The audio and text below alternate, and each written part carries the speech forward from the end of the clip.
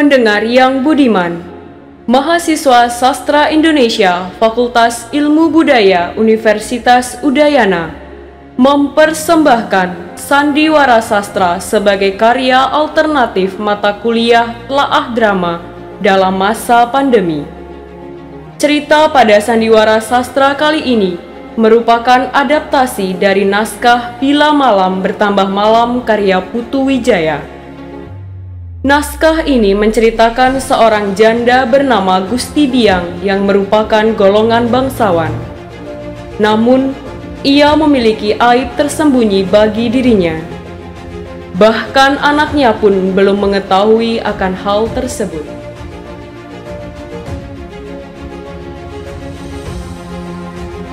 Pengarah program, Ketua Jurusan Program Studi Sastra Indonesia Fakultas Ilmu Budaya Universitas Udayana. Penanggung jawab, Jalu Norfaila Putra SSMA. Pimpinan produksi, Sutondu Mada. Kerabat kerja, Gusti Biang diperankan oleh Made Mahadewi Putri Raditya. Wayan diperankan oleh Idewa Dode Agus Adi Pranata. Nurah diperankan oleh Sutondu Mada. Nyoman diperankan oleh Nikade Ayu Sintia Dewi. Narator diperankan oleh Niputu Cindy Anggraini dan Ursula Ajeng Silvata. Sutradara Syahrul Roziansa dan Yongki Darmawan. Editor Alfi Diah Palupi, Pungki Novita Damayanti, Fahru Rozi, Niluh Gede Sukerti, Made Mahadewi Putri Raditya, dan Pradana Indra Iswara. Selamat mendengarkan.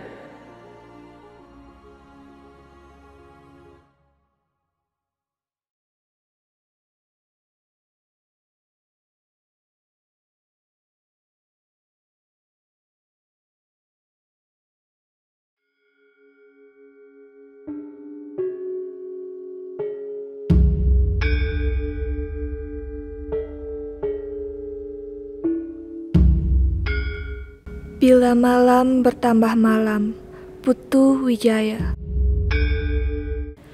Malam di tempat kediaman Gusti Biang, sebuah balai yang disempurnakan untuk tempat tinggal. Gusti Biang memanggil-manggil Wayan. Wayan! Wayan! Kelihatan Nyoman sedang menyiapkan makan malam untuk Gusti Biang, sementara Wayan mengamplas patung. Wayan! Wayan! Benar Ida akan pulang hari ini? Iya, benar. Di ruang depan ada kursi goyang dan kursi tamu. Terlihat Gusti Biang tengah duduk di kursi goyang sambil mengomel terus. Si tua itu tak pernah kelihatan kalau sedang dibutuhkan. Pasti ia sudah berbaring di kandangnya, menembang seperti orang kasmaran, pura-pura tidak mendengar. Sampai patah leherku memanggilnya. Wayan! Wayan! Tua! Nona Sugro, Gusti Biang, kedengarannya seperti ada yang berteriak. Leherku sampai putus memanggilmu. Telingamu masih kamu pakai tidak? Tentu saja, Gusti Biang. Itu sebabnya Tiang datang. Jangan berbantah denganku. Kau sudah tua dan rabun. Lubang telingamu sudah ditempati kutu busuk. Kau sudah tuli, malas dan suka berbantah. Cuma bisa bergaul dengan si belang. Kau dengar itu, kuping tuli?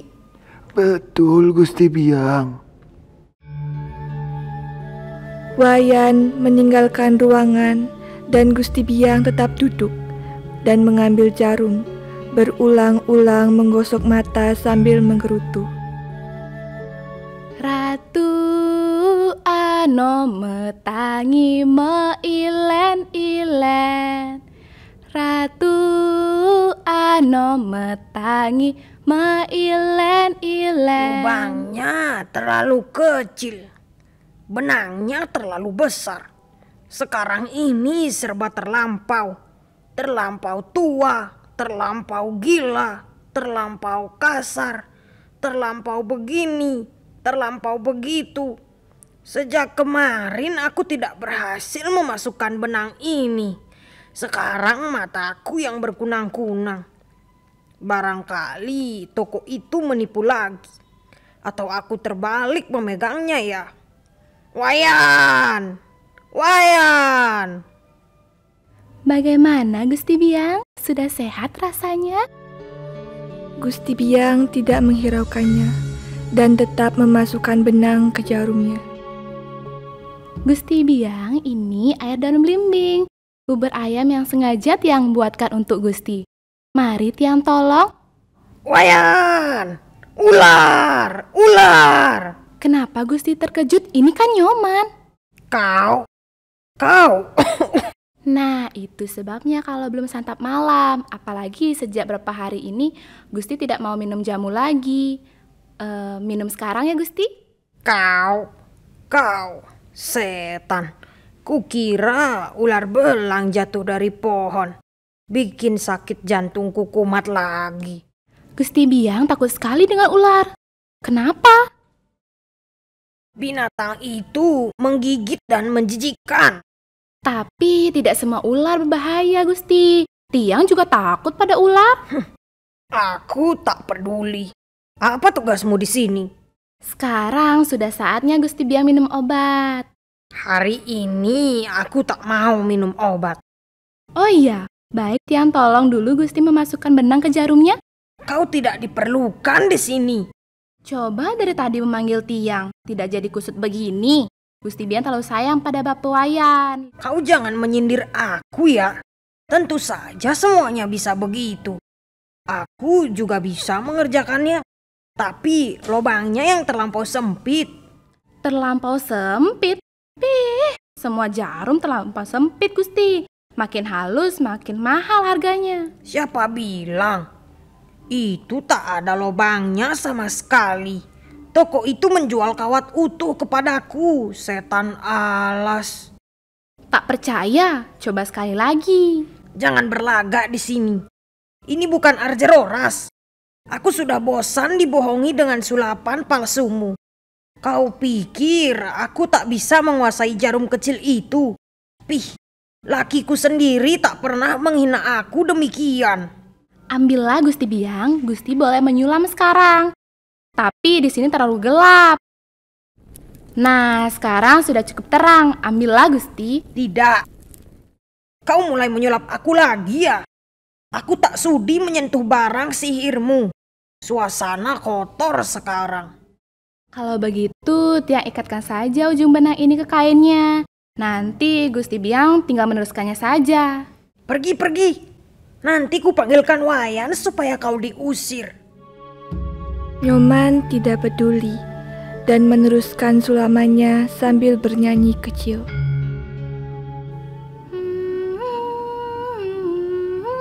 Dewa Ratu, kau telah merusak sarung bantal anakku. Wayan, di mana pula setan itu? Wayan! Sayang sekali Gusti Biang tidak menyuruh Tiang yang mengerjakannya. Mestinya di tengahnya bisa disulam dengan warna biru muda. Lalu dengan menulis rapi, selamat malam kasih, selamat malam pujaan, selamat malam manis, good night my darling. Setan, kau tak boleh berbuat sewenang-wenangnya di rumah ini. Berlagak mengatur orang lain yang masih waras. Apa? Good apa? Goodbye. Menyebut kekasih, manis. Kau pikir apa anakku? Wayan akan menguncimu di dalam gudang 3 hari 3 malam. Dan kau akan meraung seperti si belang. Aduh, cantiknya Gusti Biang seperti seekor burung merak. Seperti 15 tahun yang lalu ketika Tiang masih kecil dan sering duduk di pangkuan Gusti. Masih ingatkah Gusti? Tak kubiarkan lagi kau bermain di pangkuanku. Berak, ngompol. Memang aku ini pelayanmu. Gusti Biang memang orang yang paling baik dan berbudi tinggi. Tidak seperti orang lain, Gusti. Gusti telah menyekolahkan Tiang sampai kelas 2 SMP. Dan Gusti sudah banyak mengeluarkan biaya. Coba tengok bayangan Gusti di cermin. Seperti 30 tahun saja. Minum obatnya sekarang, Gusti? Tidak. Tiang cicipi ya. Cobalah Gusti Biang. Segar rasanya. Sepatah pun aku tak ingin bicara lagi denganmu. Gusti Biang, pil ini mesti ditelan satu persatu. Pakai pisang ambon, pisang susu, atau air. Pilih mana yang Gusti suka. Tidak pahit rasanya, Gusti. Dan dalam tempo 1/4 jam, Gusti akan merasa segar. Sesudah itu, minum puyer ini untuk menghilangkan pusing-pusing Gusti. Tidak. Obat-obat ini dikirim dokter, Gusti. Harus dihabiskan. Tidak. Aku tahu semuanya itu.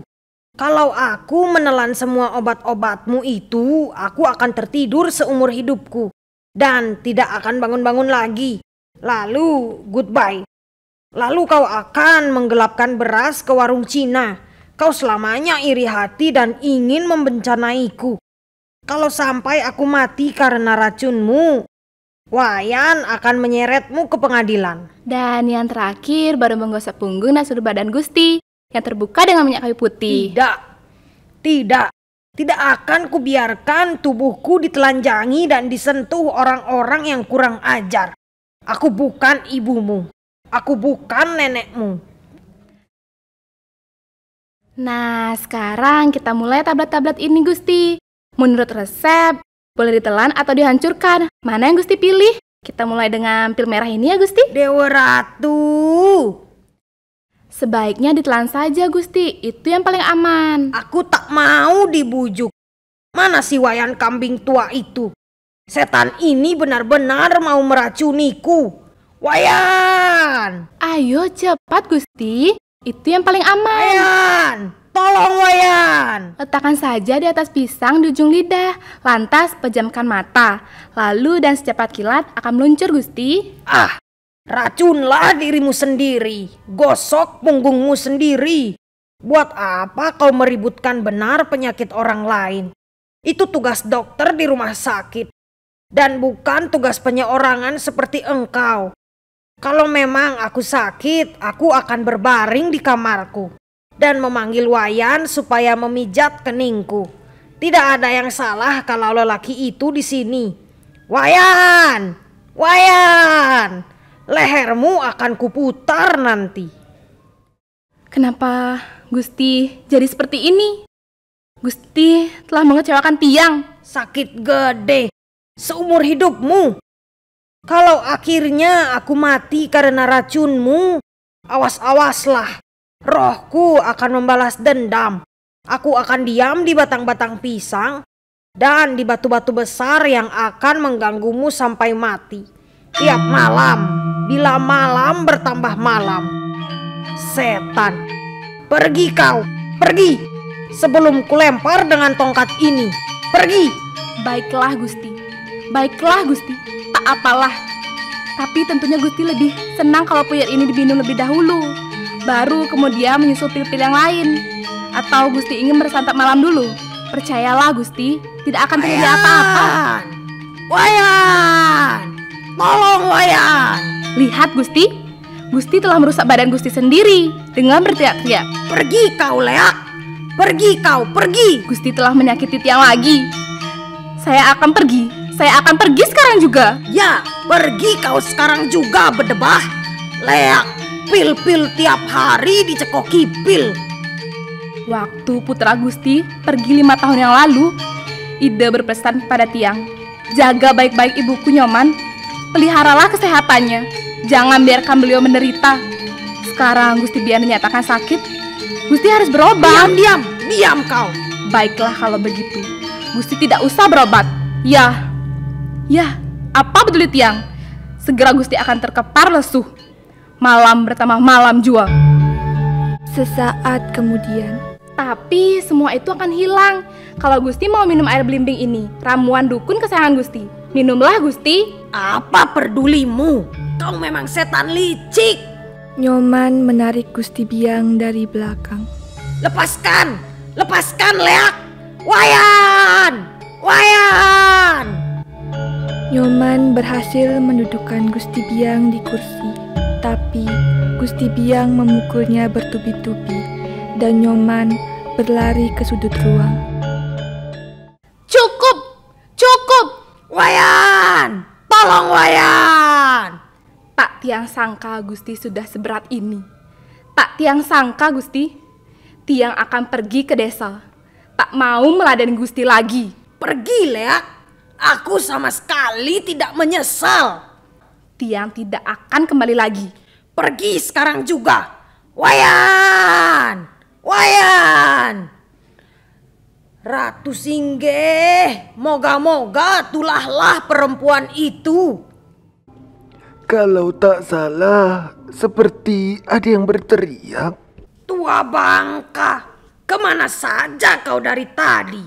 Kenapa baru datang? Tiang ketiduran di gudang. Kejar setan itu, putar lehernya. Kejar dia, goblok. Mana ada setan sore-sore begini, Gusti? Kejar perempuan setan itu. Perempuan yang Begundal mana, itu. Gusti? Masukkan dia ke gudang. Maksud Gusti Nyoman. Usir dia dari rumah ini. Tapi Tua Bangka, pukul dia sampai mati. Putar lehernya. Diam saja seperti kambing. Gusti, tidak ada kambing di sini. Kau juga tidak waras. Tetapi memutar leher. Penakut. Tidak, Tiang tidak takut sama Leak atau Memedi. Tetapi memutar leher Nyoman, lebih baik memutar leher Tiang sendiri. Perawan yang begitu cantik, baik dan mahal. Dia mau meracunku, Wayan. Meracun? Masa ada yang berniat meracun Gusti? Kau tukang ngotot ya? Jangan gampang marah. Gusti, itu cuma angan-angan. Sabarlah. Kalau usia sudah lanjut, tambahan lagi penyakit, tak baik marah-marah malam begini. Bedebah, anjing ompong. Setelah mengusir dia, aku akan mengutuk kau. Biar mati kelaparan di pinggir kali. Baik, kutuklah Tiang. Usir sekarang. Tapi jangan menyuruh menyakiti orang dalam usia lanjut. Orang sedang bertapa dan bertobat disuruh mukul orang. Kalau ular belang atau ular hijau, cacing tanah atau ulat bulu, Wayan akan bunuh untuk keselamatan Gusti. Seperti 3 bulan lalu, Gusti duduk di sini dan Titiang duduk di bawah pohon sawo. Tiba-tiba Gusti Biang berteriak, "Ular!" Sekejap mata, ular itu telah menjadi 8 potong. Iya tidak? Ular. Jangan takut. Ular kelihatannya saja berbahaya. Tapi sebenarnya binatang yang paling pemalu dan lucu. Titiang sendiri sering menyimpan ular sawah dalam saku untuk dibelai pada waktu senggang. Oh, mana ya? Ular sawah tak mengandung bisa. Gusti jangan takut. Ini dia. Ular! Gusti Biang berlari. Wayan menggeleng-gelengkan kepalanya mendengar janda bangsawan itu memaki-maki. Malam pun bertambah larut. Mau kemana, Nyoman? Pulang ke desa. Malam-malam begini. Apa salahnya? Kau akan kemalaman di Aku jalan. tidak takut. Banyak orang jahat sekarang. Biar saja, daripada saya sakit tinggal di sini. Besok sajalah pagi-pagi. Bapak akan mengantarmu dengan bus. Oh iya, kau belum dapat izin kan? Biar. Kapan kau akan balik? Kenapa tergesa-gesa? Bapak tidak marah, Nyoman. Bapak bersumpah, lebih baik mati dimakan leak daripada memukul engkau. Kenapa tiba-tiba saja pulang? Saya dibukul. Saya diusir.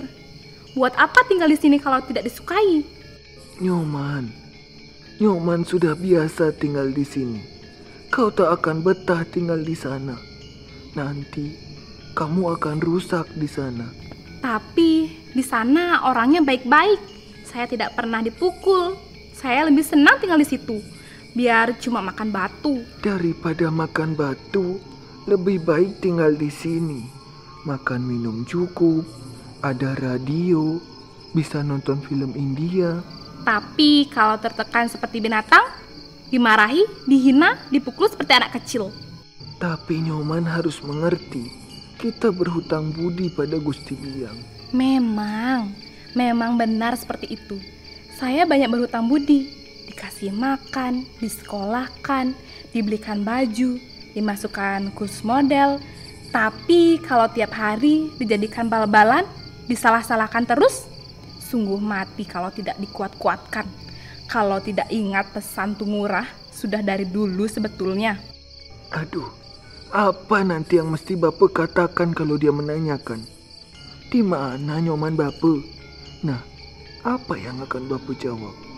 Ide sudah lupa sama Icang, Bapak. Di sana banyak bintang-bintang film. Pasti di sana sudah lupa. Nulis surat saja tidak. Tidak, dia tidak begitu. Siapa bilang begitu? Aku tidak bilang. Pasti dia tidak akan begitu. Kalau sampai begitu, aku yang tanggung jawab. Makanya, jangan pulang. Sini barangnya. Akan saya tunggu di desa saja. Sudahlah, dia cuma orang tua bangka. Umurnya hampir 70 tahun. Kenapa Nyoman pusing benar kepadanya? Suara Gusti Biang mencari Nyoman. Gusti Biang muncul dan Nyoman menghampiri Wayan. Saya pergi, Bapak. Tidak bisa tahan lagi. Saya sudah bosan. Jangan biarkan dia membawa bungkusan itu. Tahan dia, Wayan. Tentu Gusti Biang. Baik, Tiang akan pergi. Suruh dia pergi, goblok. Jangan biarkan dia mencuri bungkusan itu. Itu bukan kepunyaannya. Tapi itu pakaiannya sendiri, Gusti. Dulu ketika aku bawa kemari, dia cuma pakai kain rombeng. Ambil segera, Wayan. Sakit gede. Baik, ambil saja, Bapak. Nanti dulu. Apalagi yang Gusti kehendaki? Wayan, Ya, ada apa, Gusti? simpan bungkusan itu. Jangan goblok kamu. Lalu ambil buku besar. Catatan keluar masuk dari dalam lemari. Ini kuncinya. Cepat.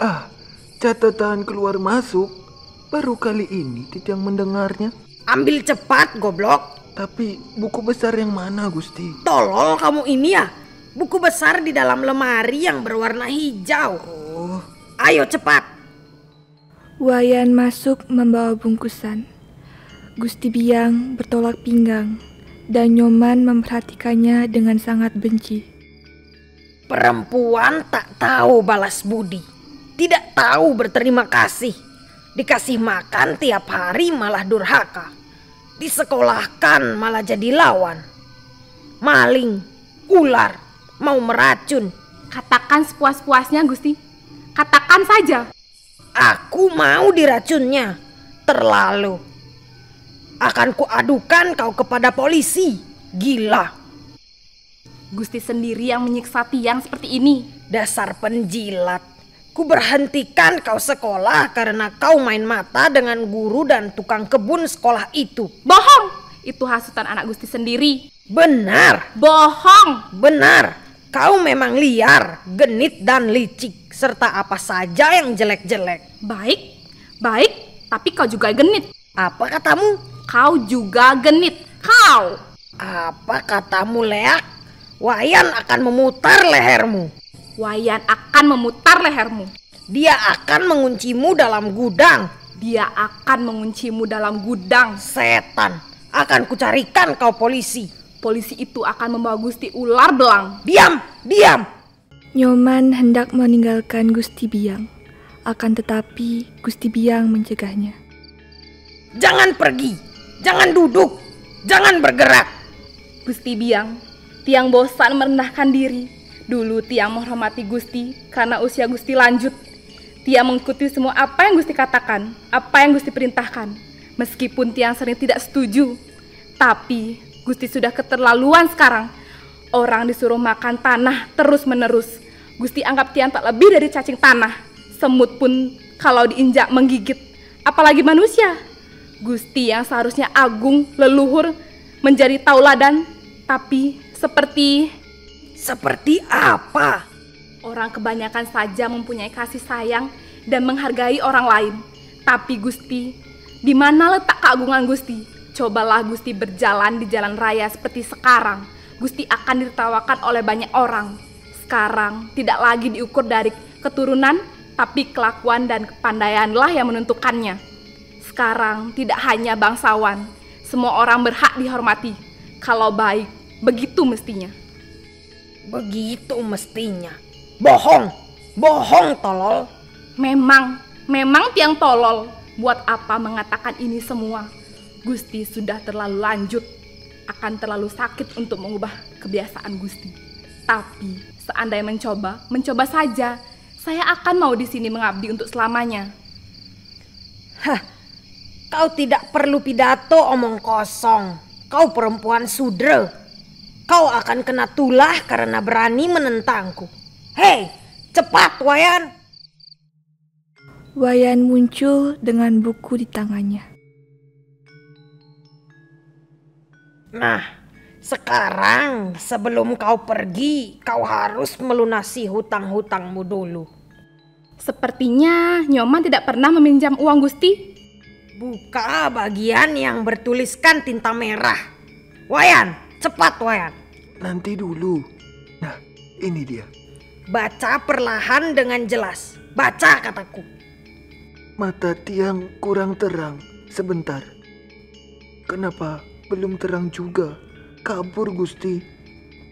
Gusti, lupa. Wayan tak pernah belajar membaca. Setan, bawa buku itu kemari. Gusti Biang mengambil buku itu dan memberi isyarat kepada Wayan agar mengambil kacamata dan lampu teplok. Wayan segera melakukannya dan mengangkat lampu teplok tinggi-tinggi. Nah, di sini dicatat semua pengerosokan yang kau habiskan selama kau dipelihara. Nyomaniti, asal dari desa Maliling. Umur lebih kurang 18 tahun. Kulit kuning dan rambut panjang. Badan biasa lebih tinggi sedikit daripada Gusti Biang. Mulai dari tahun 54. 5 pasang baju, sebuah boneka, sebuah bola bekel, 1 biji kelereng, 1 tusuk konde. Semua dicatat. Gusti! Tahun 55 sekarang. 2 baju rok, baju kebaya tulis, kebaya pensil, 1 batang jarum, sepasang teklek, tikar, dan seekor anak kucing belang. Benar Gusti Biang. Tiang masih ingat sekali ketika pertama kali Nyoman mengenakan kain kebaya. Semuanya itu sudah lewat. Selama 2 tahun ini sudah berjumlah 2 juta rupiah. Kemudian sekarang tahun 56. Tidak ada, sebab aku lupa mencatatnya. Tahun 57 aku juga lupa mencatatnya. Tetapi di sini yang ku ingat, ia memecahkan sebuah cangkir dan kacamataku. Lalu tahun 58, sepasang sandal, sekotak bedak, kaca jendela dipecahkannya. 2 buah gelas tiba-tiba menghilang. 1 kilo daging dimakan si belang karena lupa mengunci dapur. 3 buah sisir, 3 butir kelapa hilang. 1 ekor ayamku yang paling baik disembelihnya.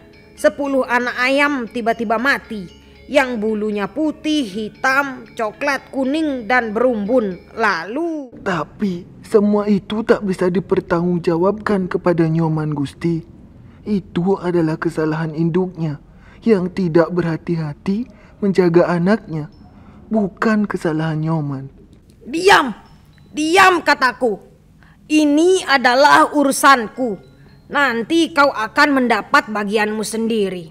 Nah, ongkos hidupmu hampir 18 tahun di sini. Benar-benar sudah kelewat batas. Coba lihat sini. Tahun 60 misalnya. Memecahkan kaca jendela, korupsi sabun, menghanguskan nasi, korupsi uang belanja dapur, dan pekerjaan yang tidak bisa dipertanggungjawabkan. Beberapa kali aku memanggil mantri untuk mengobatinya, membeli obat untuk ia sakit. Banyak sekali. Itu belum ditambah yang lain-lain yang aku lupa catat. Belum lagi ditambah bunganya. Ini perhitungan gila. Semua telah aku catat bersama tanggal dan hari kejadiannya. Sekarang kau boleh pergi. Kapan-kapan aku dan Wayan akan datang ke tempatmu dengan seorang polisi dan jurusita. Sebab kau pasti tidak bisa membayar. Kau cuma punya gubuk yang buruk di desa dan tak pernah makan nasi. Rentenya 10% sebulan. Nah, bawa buku ini lagi ke dalam Wayan. Simpan baik-baik untuk dipergunakan kelak. Lalu usir dia. Apa yang kau tunggu lagi? Ambil buku ini dan usir dia. Wayan tak terima. Ia mendekat ke arah meja dan meletakkan lampu teplok, kemudian berjongkok. Titiang tak kuasa. Badan Titiang lemas. Gusti telah mencatat hutang-hutang Titiang pula. Berapa semuanya, Gusti? Sudah tak terhitung lagi. Hampir 20 juta. Titiang punya nyawa pun tak ada harganya 20 juta. Titiang benar-benar ingin menangis sekarang. Usir dia sekarang juga. Jangan ngarjeroras di sini. Apa? Baik aku sendiri yang mengusirnya. Kalau kau tak mau. Tidak usah disuruh, Gusti. Tiang memang mau pergi sekarang. Tapi sebelum Tiang pergi, Tiang hitung berapa hutang Gusti kepada Tiang. Oh, aku tak pernah pinjam uang sepanjang hidupku. Lebih dari 10 tahun Tiang menghamba di sini, bekerja keras dengan tidak menerima gaji. Kalau tidak ada bapeh, sudah lama Tiang pergi dari sini. Selama ini Tiang membiarkan diri diinjak-injak, disakiti, dijadikan bulan-bulanan seperti keranjang sampah. Tidak perlu rentenya, pokoknya saja. Hutang Gusti Biang kepada Tiang 10 juta kali 10 tahun. Belum lagi sakit hati Tiang karena fitnahan Gusti dan hinaan. Pokoknya melebihi harta benda yang masih Gusti miliki. Tapi ambillah semua itu sebagai tanda bakti Tiang yang terakhir. Pergi! Pergi! Pergi! Nyoman menghapus air matanya dan berlari keluar pintu. Janda bangsawan itu mengawasinya dengan mengangkat lampu teplok tinggi-tinggi. Wayan yang duduk membelakangi Gusti Biang tidak tahu kalau Nyoman telah pergi. 1 miliar kali 10 tahun. Aneh-aneh saja pembukuan zaman sekarang. Jangan cerewet, Wayan. Awasi dia supaya jangan kembali kemari. Kau dengar? Sabar, Gusti. Kenapa Gusti gelap mata? Semua dijadikan hutang. Di mana Nyoman? Dia sudah pergi, Buta. Dia tidak akan mengganggu kita lagi. Maksud Gusti, dia sudah pergi dan Titiang tidak melihatnya. Ya, kita sudah terlepas dari bahaya. Terlepas? Justru bahaya itu sekaranglah baru mulai, Gusti. Tenang, Wayan. Jangan pikirkan yang 20 juta itu. Aku cuma pura-pura. Titiang tidak memikirkan Titiang punya diri. Titiang memikirkan putra Gusti Biang. Bagus, Wayan. Mana kacamata itu? Segera kita akan baca berita yang dikirimnya. Dia akan mengumpat dan akan mengalungkan ular karena keteledoran Titiang. Kemana tadi perginya, Gusti? Titiang akan mengejarnya. Apa maksudmu, Wayan? Buta, tuli, pikun, dunia. Katakan, kenapa dia, Wayan? Ya katakan apa maksudmu? Nyomanisti, Gusti Biang. Ya, Nyoman Begundal itu. Kenapa dia? Gusti, Nyoman adalah tunangan Ngurah, calon menantu Gusti Biang sendiri. Berani sumpah, Nyoman adalah tunangan Ngurah. Ratu Ngurah sendiri yang mengatakannya. Aku akan mengawini Nyoman, Bapu, katanya. Biar hanya orang desa, pendidikannya rendah, tapi hatinya baik. Daripada, biar dimakan leak, demi apa saja. Tidak, semua itu hasutan. Anakku tidak akan kuperkenankan kawin dengan bekas pelayannya. Dan kami keturunan kesatria kenceng, keturunan raja-raja Bali yang tak boleh dicemarkan namanya oleh orang Sudra. Tapi kalau Ratu Ngurah menghendaki, bagaimana? Bisa saja dipelihara sebagai mereka selir. saling mencintai. Suamiku dulu memelihara 15 orang selir. Kalau tidak, jangan mendekati anakku. Kalau begitu, alamat akan perang. Cinta? Apa itu cinta? Itu hanya dalam kidung-kidung Semarandanamu. Wayan tidak mau kehilangan tongkat Perang? 2 kali. Apa maksudmu? Perang sudah selesai, tidak ada perang-perang lagi. Ratu Ngurah benar-benar mencintai Nyoman, Gusti tidak akan Biang. sudi menjamah perempuan dekil itu. Bacalah surat itu kalau tidak percaya. Bohong. Sudah 5 hari yang lalu. Surat? Ini surat Ngurah.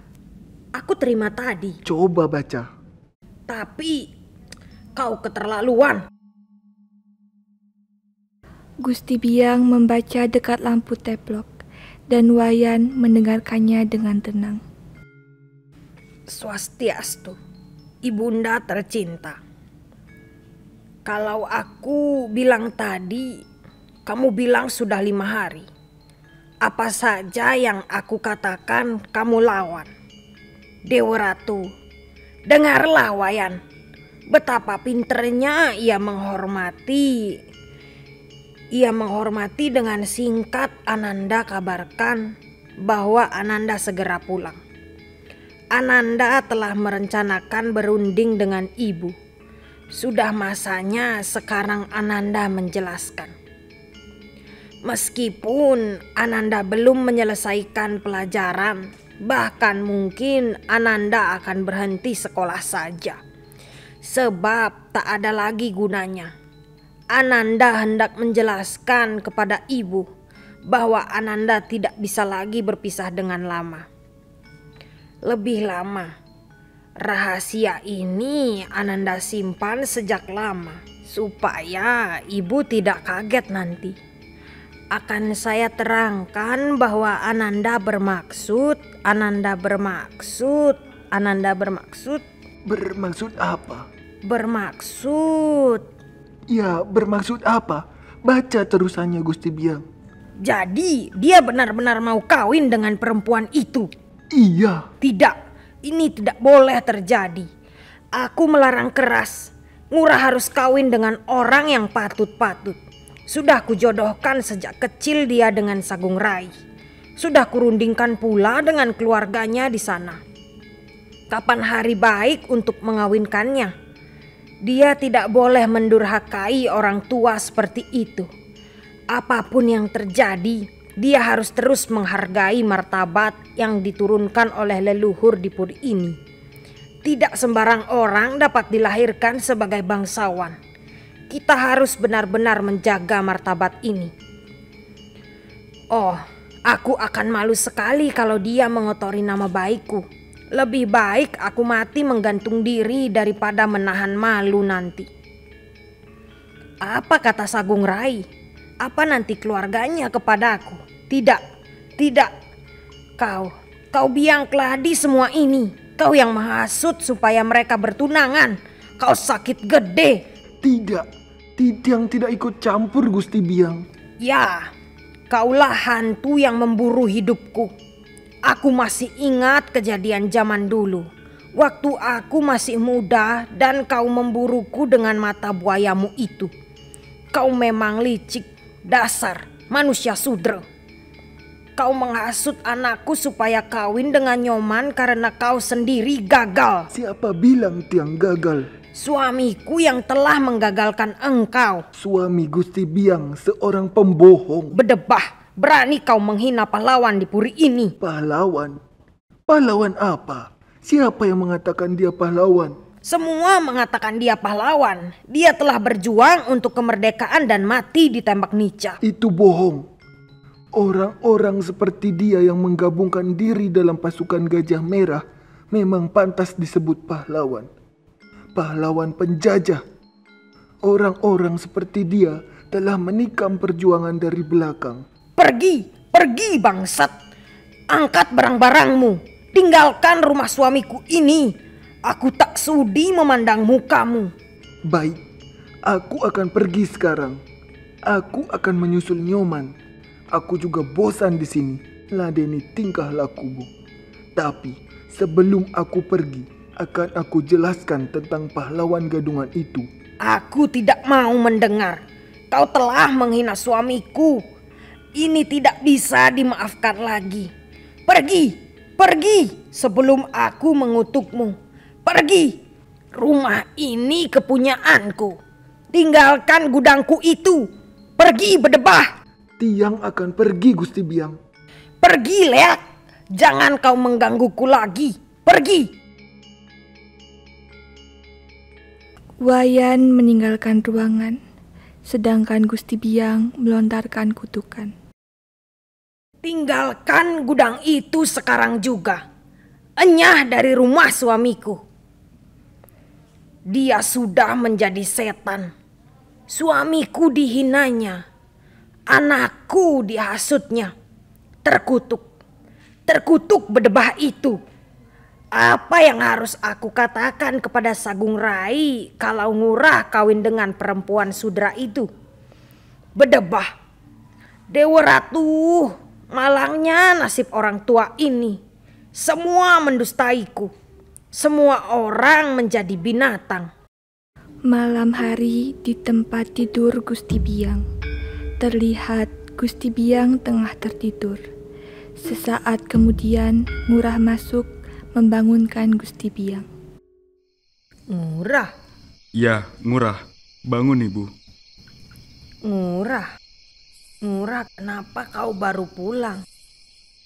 Kau sudah lupa pada ibumu. Kurang ajar. Aku telah dihina, direndahkan, Leak. Kalau kau ada di rumah, mereka tidak akan berani. Semua orang sudah pergi. Tak ada yang merawatku. Kamu jadi kurus, hitam seperti kuli. Iya, saya bekerja di situ. Bekerja? Katanya belajar. Kenapa bekerja? Ya, bekerja sambil belajar. Karena itu kamu gagal. Ibu, banyak sekali yang Tiang pikirkan. Tapi kau tak pernah memikirkan ibumu. Justru karena Tiang memikirkan ibu jadi begini. Kau memikirkan ibumu kalau kau perlu uang. Itu barang-barangmu. Iya. Itu koper yang ibu belikan dulu. Iya, betul Ibu. Koper itu bisa kau jaga. Tapi tujuanmu ke sana tidak. Mana barang-barangmu yang lain? Masih ada di pondokan. Mengapa kau tinggalkan di situ? Apa kau akan kembali ke situ? Saya tidak tahu. Semua tergantung... Tergantung apa? Entahlah. Keadaan tentunya. Ibu kira kau sudah jadi orang. Ternyata mana cincinmu? Cincin? Waktu berangkat dulu, kau ibu kasih 3 buah cincin peninggalan ayahmu. Mana sekarang? Masih ada. Masih ada di tukang gadai. Aku sudah tahu kelakuan anak-anak yang mengaku-ngaku sekolah, tapi nyatanya hanya nonton bioskop. Aku sudah dapat firasat buruk. Kalau barang peninggalan leluhurmu sudah kau perlakukan seperti itu, jangan-jangan kau akan ikut merendahkan dan menghina ibumu. Buat apa kau pergi jauh-jauh kalau untuk bertambah bodoh? Untung kau tidak membawa perempuan dari sana. Seperti Ngurah Purnama di Puri Anom. Aku bisa mati berdiri kalau cuma perawan. Perawan macam apapun di sini ada. Tinggal pilih saja. Tapi tidak ada yang lebih cantik, lebih halus, lebih rajin daripada Sagung Rai di seluruh puri di Tabanan. Sekarang dia sudah besar dan cantik sekali. Besok kamu harus ke sana membawa oleh-oleh. Ibu bicara apa itu? Kau sudah besar dan pantas kau memberikan aku cucu. sebelum kelewatan. Hanya itu yang aku tunggu-tunggu sekarang. Nanti saja kita bicarakan itu. Tidak, sekarang. Apa oleh-olehmu untuk Sagung Rai? Hah? Kamu juga tidak membawa apa-apa buat ibu, bukan? Oh, maaf Ibu. Tapi kamu pasti tidak lupa membelikan begundal itu. Baju brokat, kacamata, gincu, tas. Aku minta balsem cap macan saja tidak digubris. Perempuan kurang ajar. Perempuan? Perempuan siapa Ibu? Ya sudahlah, aku sudah menerima suratmu. Ya, nanti saja kita bicarakan. Kau sendiri yang menulis. Iya. Kau ingat apa yang kau tulis. Benar semua itu. Iya, nanti kita bicarakan. Nanti atau sekarang sama saja. Benar Ngurah, kau yang menulis surat itu. Sebentar Ibu, Tiang akan jelaskan. Ngurah, kau anak durhaka. Ibu, tenanglah Ibu. Tidak, kalau masih berniat kawin dengan dia, jangan coba-coba memasuki rumah ini. Dan kalau kawin juga dengan dia, jangan lagi menyebut ibu kepadaku. Tenang, mari kita bicarakan nanti baik-baik. Tiang sudah lelah. Semuanya nanti kita bicarakan. Ibu pun sangat lelah. Tak ada waktu lagi berpanjang-panjang. Sebelum ini berakar menjadi sakit hati, kita harus menyelesaikannya. Sekarang juga harus selesai. Begitukah keputusan Ibu? Ya. Tiang ingin istirahat dulu. Kau boleh berbuat sesukamu kalau semuanya sudah beres. Ini adalah rumahku. Dan kau adalah ahli waris satu-satunya. Baiklah, kalau itu yang Ibu kehendaki. Kau tak perlu duduk. Ibu sendiri tak akan duduk sebelum semuanya selesai. Kita akan selesaikan sekarang. Jadi kau bermaksud kawin dengan pejerawan itu? Begini Ibu. Jawab saja dengan singkat. Benar kau mau mengawininya? Jawab Ngurah, jawab. Ya, Titiang akan mengawininya. Ngurah, kau sudah diguna-guna olehnya. Kami saling mencintai Ibu. Cinta? Ibu dan ayahmu kawin tanpa cinta. Apa itu cinta? Yang ada hanyalah kewajiban menghormati leluhur yang telah menurunkanmu. Menurunkan kita semua. Di sini, kau tak boleh kawin dengan dia. Betapapun kau menghendakinya. Aku telah menyediakan orang yang patut untukmu. Jangan membuatku malu. Ibu telah menjodohkan kau sejak kecil dengan Sagung Rai. Sagung Rai? Tidak Ibu. Apa kurangnya Sagung Rai dibanding dengan perempuan desa itu? Tidak. Tiang tidak mau kawin dengan dia. Kenapa tidak? Ibu dan keluarganya telah selesai merundingkan semuanya. Dia sudah tamat SMP. Kelakuannya halus dan rajin. Ibu, soalnya bukan itu. Ibu harus mengerti. Sekarang orang ingin memilih sendiri teman hidup. Kalau ingin kau pelihara perempuan sudra itu karena nafsumu, terserahlah. Boleh kau pelihara sebagai selir. Kau boleh berbuat sesukamu. Sebab aku telah memeliharanya sejak kecil. Tetapi untuk mengawininya dengan upacara itu tidak bisa. Tidak. Tidak, aku menentangnya. Kenapa tidak? Dia tidak pantas menjadi istrimu. Dia tidak pantas menjadi menantuku. Kenapa tidak? Kenapa? Siapa yang menjadikan Sagung Rai lebih pantas dari Nyoman untuk menjadi istriku? Karena derajatnya. Tiang tidak pernah merasa derajat Tiang lebih tinggi dari orang lain.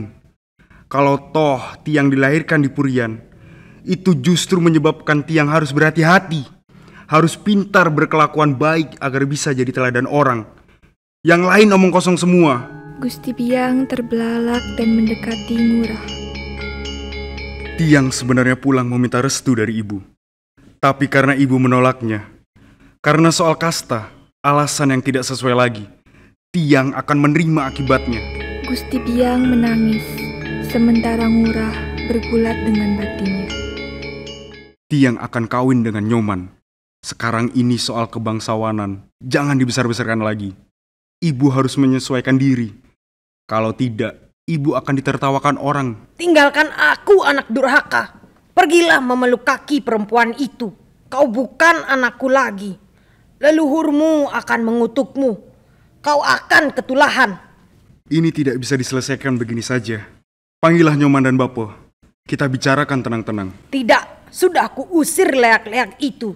Aku sudah dihina, diinjak-injak. Diusir? Nyoman, ibu usir? Ya, leak itu tidak boleh masuk rumahku ini. Setan tua itu juga. Biar mati dua-duanya sekarang. Kalau kau mau ikut pergi, terserah. Aku akan mempertahankan kehormatanku. Kehormatan suamiku. Kehormatan Sagung Rai. Kehormatan leluhur-leluhur di puri ini. Malam hari di depan rumah, Wayan muncul dengan membawa kopor seng dan senjata. Lalu melihat ke dalam. Ngurah muncul di samping Wayan. Tungurah. Bapak Wayan? Tepat sekali Ratu Ngurah datang. Bapak, apa kabar? Bapak sehat-sehat saja? Buruk Tungurah, buruk sekali. Marahlah, umpatlah si tua yang pikun ini. Kenapa? Nyoman telah pergi. Kemana? Baru saja Tiang hendak menyusulnya sekarang. Baru saja? Iya, baru saja. Pasti belum jauh. Kenapa dia pergi, Po? Tungurah tahu sendiri. Sudah lama Gusti Biang tidak cocok dengan Nyoman. Nyoman sudah sering ingin minggat, tapi tadi tiba-tiba pergi. Sudahlah, biar dulu begitu. Semuanya akan selesai nanti. Saya juga telah bertengkar dengan ibu. Duduklah, Po. Bapak jangan ikut pergi. Pasti ibu yang salah. Bapak sudah bertahun-tahun di sini. Tak baik kalau tiba-tiba pergi. Duduklah, Bapak. Gusti Biang keluar menghampiri Wayan dan Ngurah. Tinggalkan rumahku sekarang ini juga. Tiang sudah berusaha baik-baik, tapi tidak berhasil. Bapak pergi sekarang. Pergi, Leak. Jangan mengotori rumah suamiku. Wayan hendak pergi, namun Ngurah menahannya. Bapak, jangan pergi. Ingat saya, Bapak. Apa Bapak akan tinggalkan? Dia hantu. Tinggalkan rumah ini. Cepat. Ya, Tiang hantu. 1/4 abad Tiang mengabdi di rumah ini karena cinta. Sekarang keadaan tambah buruk. Bapak pergi, Tungurah. Tunggu dulu. Apa yang kau bawa itu? Kau mencuri barang-barangku. Bedil. Bedil siapa itu? Pak Raja Wali punya bedil waktu revolusi. Bedil ini sudah banyak membunuh pengkhianat. Bedil itu kepunyaanku. Kepunyaan Gusti Biang. Ini bedil Bapak. Ngurah, ambil bedil itu. Ia mencuri bedil yang kusimpan di kamar ayahmu. Ini bedil Pak Raja Wali. Setan, anakku kamu hasut. Bedil peninggalan suamiku kau curi. Ambil bedil itu, Ngurah. Bedil itu wasiat ayahmu. Coba saya ingin lihat. Coba lihat, Po. Aneh sekali bentuknya. Bedil ini kepunyaan Tiang. Rebut saja, jangan percaya dia lagi. Ibu, di mana peluru yang menewaskan ayah? Tentu aku selalu membawanya sebagai jimat. Coba lihat. Peluru ini yang telah membunuh ayah. Dokter Belanda itu membedah mayat ayah dan menyerahkan peluru ini kepada ibu. Ibu menyimpannya sebagai kenang-kenangan. Kemudian atas permintaan ibu, dokter itu juga memberikan senjata yang dipergunakan untuk menembakkan peluru ini. Benar. Senjata laknat ini yang telah membunuh suamiku. Nica Jahanam. Nica tidak mempunyai bedil macam ini. Tidak. Usir dia, Ngurah. Usir cepat. Bedil macam ini hanya dipunyai gerilya. Berdebah. Tidak. Jangan biarkan dia bicara. Usir.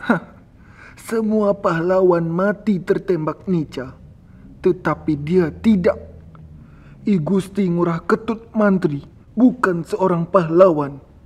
Dia ditembak mati gerilya sebagai pengkhianat. Dengar, dia menghina ayahmu. Usir dia, tembak dia sampai mati. Tenang dulu. Tenang, Ibu. Coba katakan lagi suamiku pengkhianat. Coba, kupukul kau berdebah. Dia memang pengkhianat. Leak, terkutuk kau. Sabar, Ibu. Kenapa kau diam saja, anak durhaka? Tembak jahanam itu. Dia menghina suamiku. Baik, Ibu. Tapi tenang.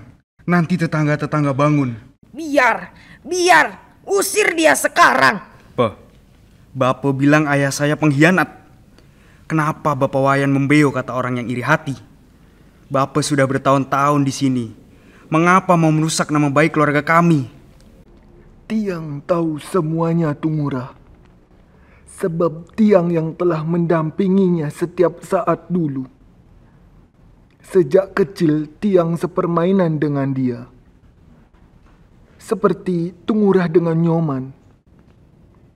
Tiang tidak buta huruf seperti disangkanya. Tiang bisa membaca dokumen-dokumen dan surat-surat rahasia yang ada di meja kerjanya. Siapa yang membocorkan gerakan Ciung Wanara di marga dulu? Nica-nica itu mengepung Ciung Wanara yang dipimpin oleh Pak Rai, menghujani dengan peluru dari berbagai penjuru, bahkan dibom dari udara, sehingga kawan-kawan semua gugur. Siapa yang bertanggung jawab atas kematian 96 kawan-kawan yang berjuang habis-habisan itu? Dalam perang puputan itu, kita kehilangan Kapten Sugianyar, kawan-kawan Tiang yang paling baik. Bahkan kehilangan Pak Rai sendiri. Dialah yang telah berkhianat. Dialah yang telah melaporkan gerakan itu semua kepada Nica. Tidak, itu semua tidak benar. Suamiku seorang pahlawan. Ngurah, usir dia. Saya tidak percaya. Jangan percaya, Leak. Bapak menghina keluarga saya. Bukan menghina, Tungurah. Begitulah keadaannya.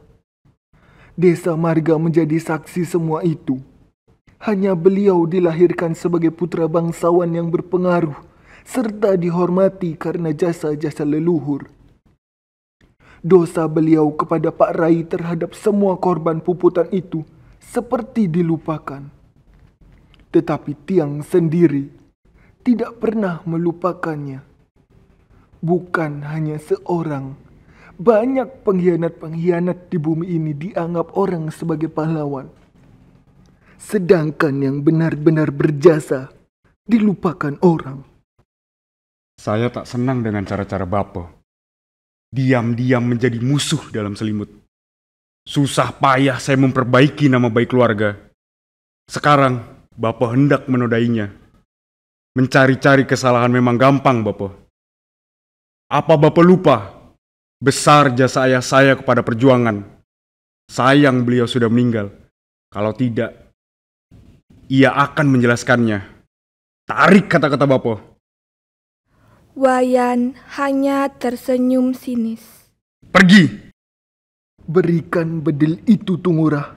Tidak, itu bedilku. Kau telah mencurinya. Coba buktikan. Buktikan kalau ayah saya seorang pengkhianat. Berikan bukti yang nyata. Jangan hanya prasangka. Berikan bedil itu, Tungurah. Ayahmu ditembak Nica. Buktikan. Buat apa? Tiang selalu mendampinginya. Tianglah yang selalu dekat dengannya. Dan Tiang seorang gerilya. Mereka saling berpandang-pandangan. Wayan mengambil bedil itu dari tangan Ngurah. Dan Ngurah seperti tak bertenaga memberikan bedil itu. Aku telah sengaja melupakannya. Belanda itu memungutnya. Tetapi tak tahu siapa yang telah menembaknya. Tianglah yang menembaknya. Bapak? Tidak. Wayan segera merampas dan mendudukannya kembali. Sementara Ngurah hanya tercengang. Diam! Sudah waktunya menerangkan semua ini sekarang. Dia sudah cukup tua untuk tahu. Ngurah mungkin mengira ayah Ngurah yang sejati. Sebab dia suami sah ibu Ngurah. Tapi dia bukanlah seorang pejuang. Dia seorang penjilat, musuh gerilya. Dia bukan lelaki jantan. Dia seorang wandu. Dia memiliki 15 orang istri. Tapi itu hanya untuk menutupi kewanduannya. Kalau dia harus melakukan tugas sebagai seorang suami, Tianglah yang sebagai besar melakukannya.